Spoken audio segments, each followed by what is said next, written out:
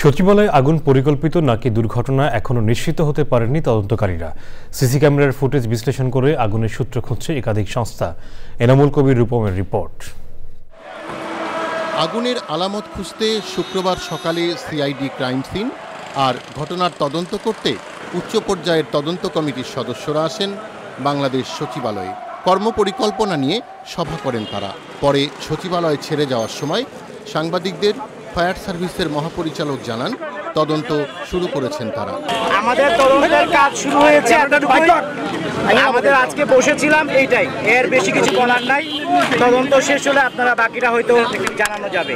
আগুনের ঘটনার সময় নিরাপত্তার দায়িত্ব পালনে কোনো শৈথিল্য ছিল কিনা তাও জানার চেষ্টা করা হচ্ছে। আগুনের একাধিক সূত্র কিনা জানার চেষ্টা করা হচ্ছে তাও। একদিন পেরিয়ে গেলেও এখনও সচিবালয়ে আগুনের ঘটনায় কোনো মামলা হয়নি। Enamul Kabir Rupam, channel I, Dhaka.